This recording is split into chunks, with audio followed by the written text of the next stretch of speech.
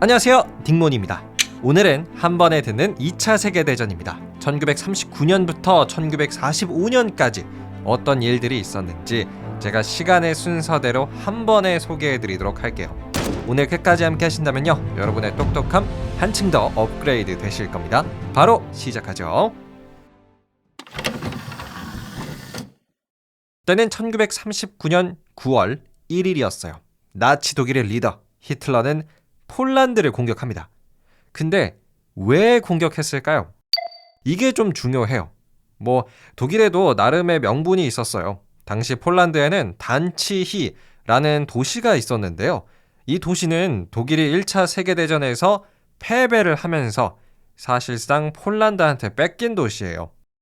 그래서 히틀러는 우리 독일의 도시를 되찾겠다, 단치히를 되돌려 받겠다 라는 명분을 내세워서 폴란드를 공격했던 겁니다. 1939년 9월 1일 독일은 폴란드 공격을 시작했는데요. 9월 28일이었던 한 4주 만에 폴란드의 수도 바르샤바까지 점령을 해버립니다. 독일이 한 달 만에 전쟁을 끝냈다는 건데요. 이게 굉장히 빠른 속도입니다. 지금 우크라이나 러시아 전쟁을 보셔서 잘 아시겠지만요. 이렇게 두 나라는 지금 현대적인 무기를 들고 있는데도 불구하고 1년이 넘게 싸우고 있죠. 근데 독일은 한 달 만에 폴란드를 완전히 점령을 해버린 거였어요. 자, 근데 이때 여러분이 꼭 알고 계셔야 하는 아주 중요한 사실이 하나가 있습니다. 폴란드는요, 당시 대영제국, 영국이랑 동맹 관계였어요. 근데 동맹국 폴란드가 독일한테 공격을 받았을 그때 영국은 어떻게 했는지 아세요? 아무것도 안 했습니다. 그저 영국은 독일에게 선전포고만 했을 뿐 폴란드의 동맹국으로서 군대를 보내서 독일군과 싸운다든지 이런 실질적인 전투는 전혀 하지 않았어요. 폴란드 입장에서는 믿는 도끼, 영국의 발등을 찍힌 거죠. 사실 이런 역사적인 사실만 좀 봐도요, 전쟁에서는 특히나 동맹만을 믿을 수가 없는 것 같습니다. 자, 어쨌든 독일은 전쟁을 시작한 지 한 달 만에 폴란드를 점령했습니다. 그런데 여러분, 여기서 재미난 만약의 포인트가 하나가 있어요. 딱 독일이 폴란드를 점령했을 때 독일의 군수품이라고 하죠. 전쟁에 필요한 자원들, 이게 아예 바닥났었다고 해요. 그러니까 독일이 더 이상 전쟁을 수행할 수가 없었다는 뜻이에요. 여러분, 만약 이때 영국이랑 프랑스가 폴란드에 복수를 해주겠다 라면서 독일을 공격했다면 사실 독일은 그냥 져버려서 2차 세계대전으로 확대가 되지 않았을 수도 있을 것 같아요. 하지만 실제 역사에서는 독일이 폴란드를 빼앗을 그때에도 영국과 프랑스는 그저 선전포고만 했을 뿐 아무런 액션도 취하지 않았습니다. 그리고 독일의 폴란드 정복 이후 약 한 달 만에 가장 먼저 움직인 국가는 소련이었어요. 소련은 1939년 11월 30일에 갑자기 핀란드를 침공합니다. 핀란드는 처음 소련의 공격을 잘 막아냈어요. 그래서 영국도 이걸 지켜보다가 그래, 핀란드는 우리가 구해줘야겠다 라고 싶어서 원정군을 꾸리기 시작을 해요. 그런데 여러분, 이 전쟁이라는 게 사실은 1분 1초가 굉장히 중요한 싸움이잖아요. 근데 영국이 이 원정군을 보낼 때 행동이 굉장히 느렸습니다. 영국 내부적으로 의견 불일치도 있었을 거고 충돌이 많았겠죠. 그래서 핀란드의 병력을 보내는 일이 계속 늦춰지고 있었어요. 그런데 때는 1940년 3월 12일 날 영국이 지원군을 보내기 직전에 핀란드는 소련에게 항복을 하고 맙니다. 이번에도 영국이랑 프랑스는 아무것도 하지 못한 거였어요. 그러면 어떻겠습니까? 영국이 이 강대국으로서의 지위가 굉장히 난처해졌죠. 독일이 날뛰고 소련이 날뛰고 있는데 자칭 타칭 세계 제1의 제국이라고 할 수 있는 대영 제국은 아무것도 못한 거예요. 그래서 영국은 더 이상 가만히 두고만 볼 수 없었습니다. 드디어 본격적으로 움직이죠. 가장 먼저 영국은 독일의 자원을 끊어놔야겠다라고 생각을 했어요. 여러분, 이때 2차 세계대전에서 가장 중요한 자원 중 하나라고 할 수 있는 건 철광석이었는데요. 당시 나치 독일은 이 철광석을 노르웨이와 스웨덴에서 주로 수입을 하고 있었습니다. 그래서 영국이 어떻게 하냐면요, 노르웨이 앞 바다에 기뢰, 그러니까 일종의 바다에 설치하는 지뢰를 매설하려고 했어요. 철광석 수입 막겠다는 뜻이죠. 근데 이거는 영국 입장에서는 꽤 좋은 방법일지도 모르겠지만 당사자 노르웨이 입장에서는 상당히 위험한 결정이었어요.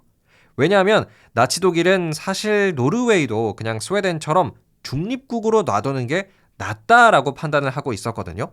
근데 영국이 갑자기 노르웨이 앞바다에 기뢰를 설치할 것 같은 액션을 보여주니까 독일 입장에서는 노르웨이도 그냥 우리가 점령을 해버려야겠다. 그래야 우리가 철광석을 더 안전하게 수입할 수 있겠구나 라는 생각을 하게끔 만들었어요. 결국 때는 1940년 4월 5일경 독일은 당시 중립국이었던 노르웨이 공격하기로 결정을 하죠. 독일은 바로 노르웨이를 공격한 건 아니고요. 먼저 덴마크를 공격해서 점령을 했어요. 그리고 이 덴마크에서 노르웨이로 일종의 상륙작전을 펼쳐서 노르웨이마저 점령을 하게 됩니다. 그런데 이때 노르웨이가 독일을 상대로 굉장히 잘 싸웠다고 전해져요. 그래서 이런 얘기도 있죠. 독일이 2차 세계대전에서 겪은 첫 번째 패배는 노르웨이에서였다라는 이야기도 전해지고 있습니다. 근데 여러분, 이때 노르웨이가 막 공격을 당하고 있을 때 영국이 이번에는요, 우리가 참지 않겠다라고 해서 실제로 영국의 군인들을 노르웨이에 보냈어요.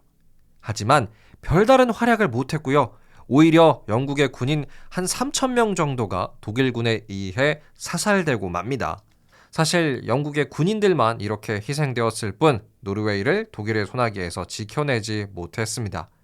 자, 지금까지 들으셔서 아시겠지만 1939년 2차 세계대전이 시작하고 한 7개월 동안 강대국 영국과 프랑스는 아무것도 못했습니다.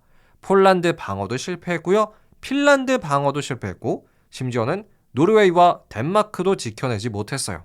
유럽의 전통적인 강대국으로서 체면이 말이 아니죠. 영국 내부적으로도 마찬가지였습니다. 영국 의회에서는 누군가 책임을 져야 한다라는 의견이 높아지기 시작했죠. 그래서 당시 영국의 총리였던 네임 체인벌린이 이 모든 사태의 책임을 지고 사퇴를 해요. 그리고 뒤이어서 영국의 총리가 되는 사람이 바로 그 유명한 윈스턴 처칠입니다. 윈스턴 처칠이 영국의 수상이 딱 되었을 때 독일은 사실 아주 중요한 결단을 내린 상태였어요. 바로 프랑스 공격이었죠. 히틀러는 프랑스를 공격하겠다는 아주 야심찬 포부를 드러냈습니다. 하지만 그를 따르던 장군들이 아우 안 됩니다. 히틀러 총통님, 프랑스는 폴란드가 아닙니다. 지금껏 상대했던 적들과는 차원이 다른 수준의 강력함을 갖고 있는 나라가 바로 프랑스입니다. 라고 하면서 굉장히 반대를 하기 시작했어요. 하지만 히틀러는 나 할 수 있어! 라고 하면서 작전을 밀어붙이게 되는데요. 근데 이때 당시에 여러 가지 전력 차이가 존재하기는 했지만 일단 프랑스와 독일의 탱크 숫자를 한번 비교해 보면요. 프랑스는 탱크 한 3,000여 대 정도 가지고 있었고요. 독일은 2,700대 정도 가지고 있었습니다. 그러니까 사실 프랑스가 탱크를 더 많이 가지고 있는 건 맞아요. 근데 여기서 가장 큰 차이점이 하나가 있었는데요. 프랑스는 이 3,000여 대의 탱크를 육군 곳곳에 배치를 해놨대요. 3,000대를 한 곳에 모아놨던 게 아니라 여기 10대, 저기 20대, 저기 100대 약간 이렇게 탱크를 곳곳에 배치를 해놨죠. 그런데 독일은요. 2,700여 대의 탱크를 거의 한 부대에 몰아넣는 전략을 추구했어요. 그러니까 이 독일의 화력이 장난 아닐 수밖에 없었죠. 그리하여 때는 1940년 5월 10일 독일은 네덜란드와 벨기에를 먼저 침공합니다. 하지만 이건 영국군과 프랑스군을 유인하기 위한 일종의 페이크 공격이었고요. 나치 독일의 메인 병력은 프랑스의 아르덴 숲을 통과해 곧장 프랑스 국경을 뚫었어요. 그런데 영국군이랑 프랑스군이 벨기에로 들어오는 그 독일군을 막겠다고 갔다가 오히려 밑에서 포위해오는 독일군한테 완전히 둘러싸입니다. 자, 이렇게 프랑스군이 독일군한테 포위를 당하니까 당시 프랑스의 총리였던 레노 총리는 영국의 윈스턴 처칠에게 전화를 했었다고 합니다. 레노 총리는 처칠에게 이렇게 말했어요. 윈스턴, 우리가 졌습니다. 네, 실제로도 히틀러의 프랑스 침공이 시작되고 나서 약 6주 만에 프랑스는 항복을 선언했어요. 많은 사람들의 예상을 깨고 독일이 프랑스마저 꺾어버린 거죠. 그래서 1940년 6월, 그러니까 2차 세계대전이 본격적으로 시작하고 9개월도 채 안 돼서 나치 독일은요, 러시아, 이 서쪽 유럽의 대부분을 다 점령하는 데 성공을 합니다. 그리고 프랑스를 점령하면서요, 그 프랑스가 가지고 있던 엄청난 자원과 돈을 다 독일이 가져가게 돼요. 그러니까 그동안 전쟁을 하면서 손해를 봤던 거, 돈 쓴 거 한 큐에 보상을 하고도 남을 정도의 자원을 얻어버린 거죠. 그래서 잠시 동안은요, 진짜 독일 내부적으로 야, 이제 우리가 프랑스까지 점령을 했으니까 우리의 세상이구나, 전쟁이 끝났구나 라는 여론도 있었대요. 하지만 히틀러는 여기서 끝날 생각이 없었습니다. 그리고 그에게는 한 가지 고민거리가 있었죠. 바로 영국이었어요. 영국은 강력한 동맹국이었던 프랑스가 독일한테 점령당하는 걸 봤는데도 불구하고요, 전쟁을 포기하지 않았어요. 그래서 히틀러가 정말 열이 받아가지고 어떻게 하냐, 영국에 상륙작전을 하려고 했습니다. 바다사자 작전이라고 하는데요. 근데 문제는 영국의 해군이 좀 무서운 거예요. 바다를 건너가다가 다 터질 수도 있으니까 일단 공군으로 영국에 폭격을 해야겠다고 독일은 결정을 내렸어요. 그래서 때는 1940년 8월 15일부터 영국의 본토를 향한 독일의 폭격이 시작이 되죠. 물론 영국도 가만히 있지 않았어요. 그래서 나중에는요, 독일의 수도 베를린과 영국의 수도 런던에 서로의 폭탄이 떨어지게 되었습니다. 그런데 이 한 달간의 치열한 공중전은 사실 영국의 승리로 끝이 났어요. 영국은 비행기를 한 915대 정도 잃었는데요. 독일은 1733대, 거의 2배나 많은 비행기를 잃었거든요. 이러던 중에 영국은 북아프리카에서 이탈리아군과 여러 싸움을 하기도 했었는데요. 사실 여러분, 히틀러의 이 나치 독일이 2차 세계대전에서 질 수밖에 없던 사실 중에 뭐가 있냐면요, 바로 이탈리아 때문이었기도 합니다. 영국은 미국이랑 같이 싸웠잖아요. 근데 영국, 미국 둘 다 굉장히 싸움을 잘했습니다. 근데 히틀러는 누구랑 동맹이었죠? 맞아요, 일본이랑 이탈리아랑 동맹이긴 했는데, 일본은 뭐 아시아에서 싸우느라 바빴고 사실 유럽의 이탈리아가 좀 잘 싸워줬어야 했어요. 근데 이탈리아는 이 강대국 이미지와는 다르게 전쟁을 굉장히 못했다고 합니다. 병력의 우위가 있더라도 이탈리아는 좀 빠르게 포기해버리고 항복을 하거나 도망가는 이런 경우가 좀 많았대요. 다시 돌아와서 히틀러의 독일은 영국으로 폭격을 하긴 했지만 영국의 항복까지는 얻어내지 못했어요. 그리고 영국의 해군도 박살내지 못해서 상륙작전 결국 포기하고 맙니다. 그래서 독일이 이제 아이디어를 떠올린 게 뭐였냐면요, 바로 소련을 공격하자였습니다. 자, 소련. 사실 독일은 1939년 9월 1일 폴란드를 공격하기 이전 8월 말에 소련과 독소 불가침 조약, 우리 독일과 소련끼리는 서로 전쟁하지 말아요 라는 약속을 해놨었습니다. 그런데 독일은요, 이 약속을 지키지 않고 1941년 6월 22일 날 소련으로의 총공격을 시작했어요. 왜 그랬을까요? 히틀러가 소련을 공격한 이유는 다음과 같았습니다. 첫째, 일단 소련의 인종 자체를 싫어했어요. 슬라브족은 열등한 민족이라고 생각을 했기 때문에 지구상에서 없어져야 하는 민족이라고 생각을 했었습니다. 그리고 둘째, 영국이 저렇게 항복을 안 하고 버티는 게 소련이 남아있기 때문이다 라는 생각을 히틀러가 하고 있었대요. 그래서 히틀러는 자신의 병력을 한번 쫙 모아가지고 소련으로 총공격을 합니다. 1941년 6월 독일의 총공격이 시작되었고요. 소련은 처음에 굉장히 많이 밀렸어요. 하지만 소련, 그러니까 러시아는 굉장히 지금도 넓은 나라잖아요.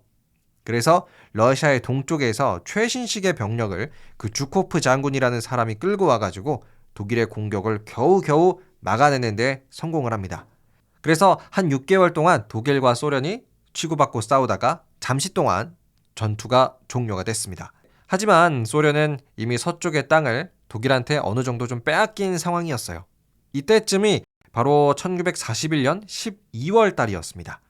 1941년 12월은요, 소련과 독일의 전쟁이 어느 정도는 안정화되는 시기이기도 했지만요, 또 다른 나라가 2차 세계대전에 완전히 참여하게 되는 시기이기도 합니다.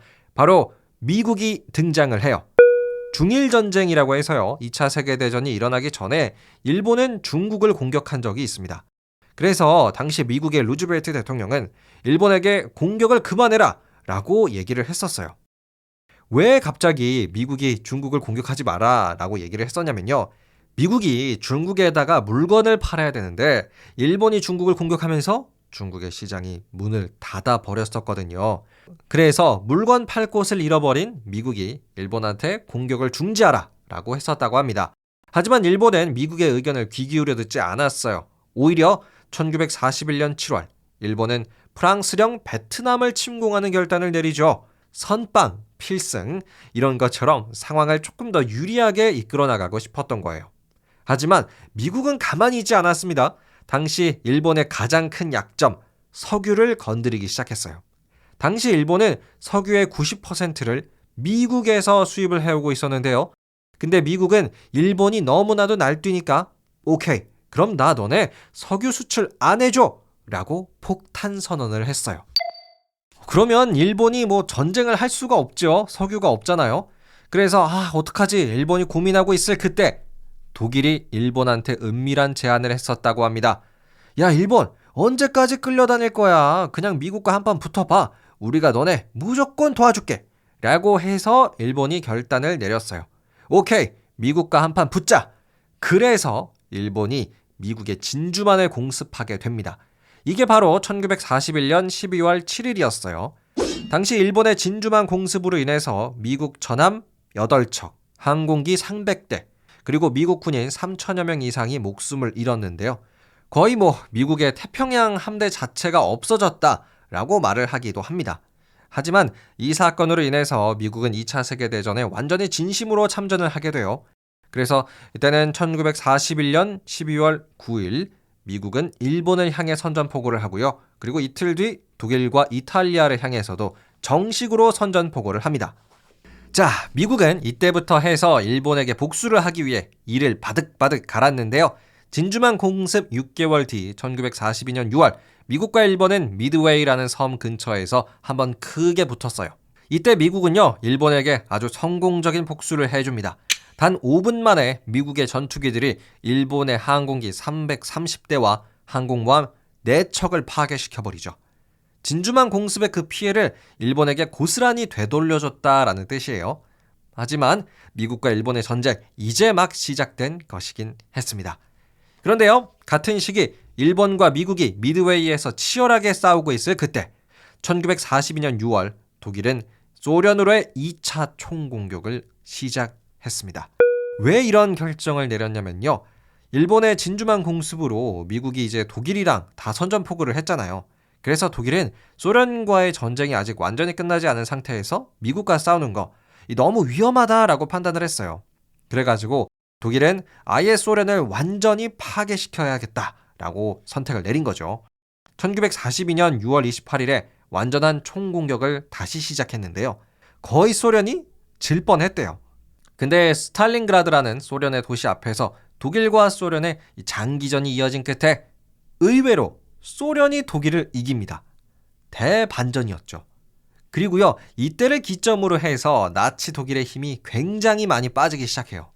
왜냐하면 독일의 베스트 부대라고 할 수 있는 군대가 소련과의 전쟁을 치르면서 거의 다 갈려나갔거든요. 이때가 1943년 2월입니다. 자, 이렇게 소련의 대승을 목격한 미국과 영국, 이들은 뭔가 보여줘야만 했어요. 그래서 인류 역사상 가장 거대한 상륙작전, 노르망디 상륙작전을 계획하죠. 때는 1944년 6월 6일, 연합군의 20만 병력은 아이젠하워 사령관의 지도 아래 노르망디 상륙작전을 성공시킵니다. 자, 그런데 문제는 뭐였냐면요. 이 노르망디 상륙작전이 성공을 해서 독일이 이제 거의 진 거나 다름이 없는 상황에서도 히틀러는 정신을 차리지 못했어요. 항복할 생각을 안 하고 무조건 독일 군대들을 희생시키자라는 생각만 하고 있었습니다. 그래서 때는 1944년 7월 노르망디 상륙작전 이후 약 한 달 뒤에 당시 독일의 폰 슈타우벤베르크 대령은 히틀러를 암살하려는 시도까지 했어요. 하지만 아쉽게도 성공은 하지 못했죠. 그런데 약 한 달 뒤 1944년 8월 25일 드디어 연합군이 프랑스 파리에 도착을 하고요. 프랑스 대부분을 해방시켜 줍니다. 그리고 소련도 계속 전진을 해서 때는 1945년 1월 17일 폴란드의 바르샤바를 독일의 손에서 빼앗습니다. 거의 독일의 완전한 패배죠. 결국에는요, 1945년 4월 30일 히틀러는 한 지하 벙커에서 권총으로 자살을 했습니다. 그리고 며칠 뒤 1945년 5월 9일 독일은 완전한 항복을 선언했어요. 자, 그런데요, 아직 일본과 미국의 전쟁은 끝나지 않았습니다. 1945년 봄, 미국은 일본의 본토 섬들을 함락시키는 데까지는 성공을 해요.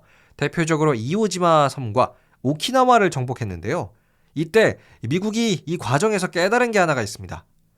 야, 일본은 항복을 안 하는구나. 결과적으로 섬을 뺏긴 빼앗았지만 이 미국인들의 희생이 너무나도 많이 나는 거예요. 그래서 원래 이제 미국의 계획이 뭐였냐면요, 상륙작전을 하는 거였어요.